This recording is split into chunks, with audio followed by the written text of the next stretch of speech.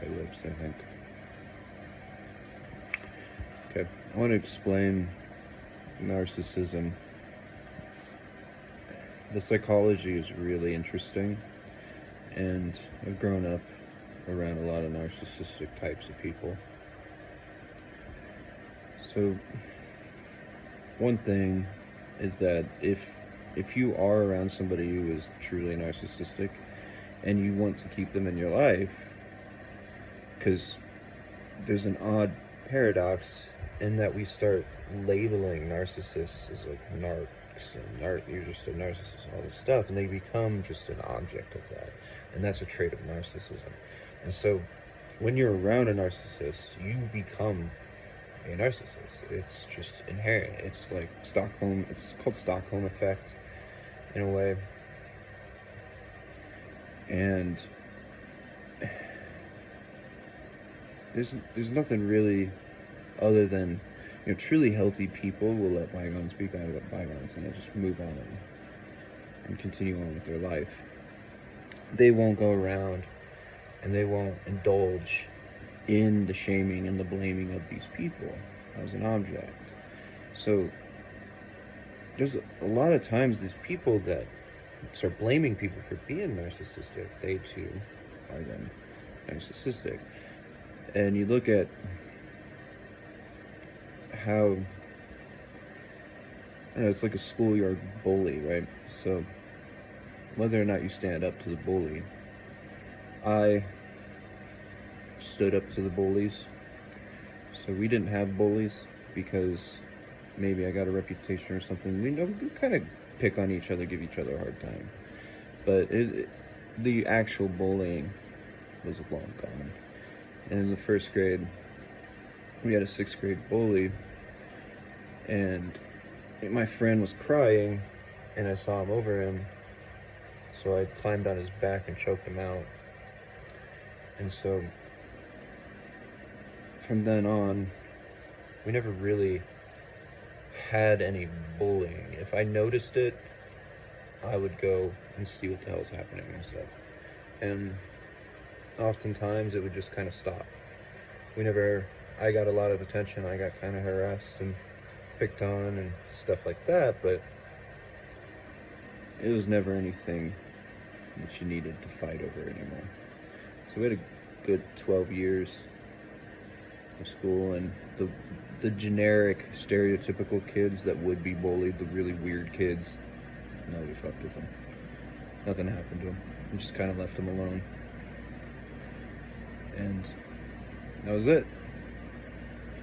So when that happens then, and that happens in narcissistic relationships, that you will learn to obtain this power so that you can be delineating and you can be equally fair.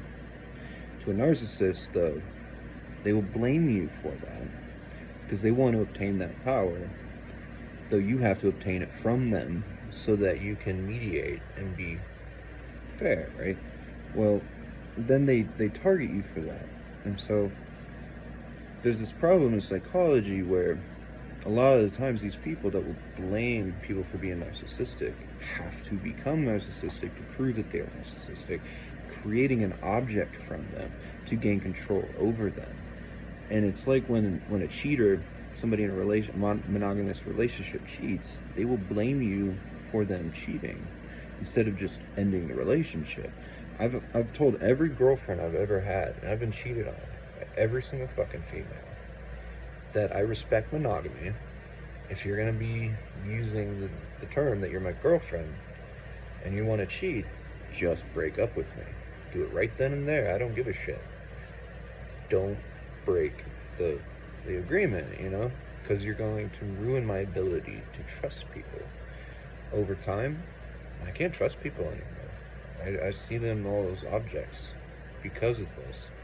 And that's a narcissistic trait. However, looking at Einstein's definition of insanity, when I reanalyzed it, and I was in the 5th grade doing that's when I said that it's not that you're performing repetitive actions, it's that you're not able to have this self-awareness of your repetitive actions. You're not aware that if you do perform the same act over and over again, that you're not going, if you want different outcomes, changes, that you're not aware to what you are doing that is not achieving your goals. And so insanity is in that regard, that it's a lack of self-awareness. So a lot of narcissistic people who will become victims, even if they are victims of narcissists, will not understand that they are becoming a narcissist to control the narcissist, to create an object of them, to demonize them, objectify them, and create a victim from them. So then you've been a victim, now you're going to turn them into a victim. And it's the same issue with murder and war and stuff. So you go to war, you may not know how to kill, you may not want to ever kill, but eventually you become a killer, and now all of a sudden you have that triggered in your brain. And when you come back to a normal society and somebody, I don't know, just pushes you a little too far, you can become a murderer.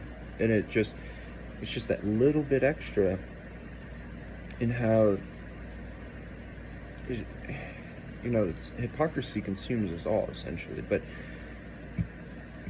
if you're gonna create videotapes and you're not videotaping yourself and you have no prior history, and you're going to try and use this as evidence in a case that's outside of that person, say like me, if you wanted to record me, take me to a psychologist, or take the videotape to a psychologist, and outside of that circle of you two, that's narcissism. You are going to somebody else to try and create an object and create a victim from it. And that's why narcissism is so psychologically twisted. A lot of people just want to simplify the paradoxes. I studied paradoxes because I kind of discovered paradox philosophy. So to me, I can go 7 layers into paradoxes, while normal people are like, I can't argue with him. Well, I only speak when I know I'm right. And so the thing is that's why I never lose an argument. I'm always welcome to accept when I'm wrong. That's part of the scientific method and scientific training. And so I could work on my haircuts. Psychology, though, is a little naive in that we don't have people who are trained to those depths, it doesn't seem. They're just trained around simplification, reverse psychology, reverse, and that shit can lay around forever, it seems. But to really find the truth in people, trying to. But they themselves then are subject to that same victimhood. And when you're a psychologist trying to understand how to control and change people, you too then are only trying to weed out your own disease. And you can, just like I mentioned, fabricate your own disease and become a victim of your own patient. And that's why psychology is so interesting. But I don't know, I think I kind of went over all the points. It was just on my Facebook. I don't know, I've been getting a lot of posts for it. And so now I've dealt with it a lot in my life, so I know how to psychoanalyze it and how to explain it and how I approach it. So you can't get rid of certain people. I mean, especially if they're family members, you're never going to get rid of them. You can't do that. It's disgusting. I mean, family is kind of all we have. And if people want to force you to label and objectify your family members to get rid of them, then that means that those people too are kind of narcissistic, right? They're trying to put you into a weaker place. They want to get rid of your loyalties. They're trying to, the thing about narcissism, though, is that narcissists kind of need you. They can be loyal at the right time. They can be very loyal, and they can be great fighters if, you know, you can work for them too, as long as you can find that harmony and that balance in the disease that is conformal but still fair at the same time. And it takes a lot of intelligence to be able to achieve something like that. But that's the problem with people in general. They're all looking outside. They're standing in a circle together in a witch hunt, looking in, and they're looking for an excuse to objectify you and to pretend that they're correct and that they're right. And those people are narcissistic. And so then your disease, you're still gonna have to live a life, but you don't care. I mean, you're not trying to help these people or better them or make it fair. You're not trying. It's like I said, going through school. You're gonna still have to go to class with that bully every single day. You're going to see them at recess. You're going to see them at lunch. And you're going to exist with them. I mean, they're going to have to exist. Are you really going to use the excuse of them being a bully so that you can ostracize them and put them into a witch hunt? Are you? I mean, that's narcissism. You become the disease. So, what do? You just, what I do is I don't hold grudges. I have a rule, I don't hold grudges, and people can exploit that, I suppose. But as long as you don't let them know. Don't let people know that you don't hold grudges. Just don't do it. Have a fundamental personality, have a fundamental constant that how you treat people, so that once you get past the moment of conflict, past that moment of where change needs to happen, where change is happening, that after that you can coexist again. And the narcissist will always wait for an opportunity. So we're always trying to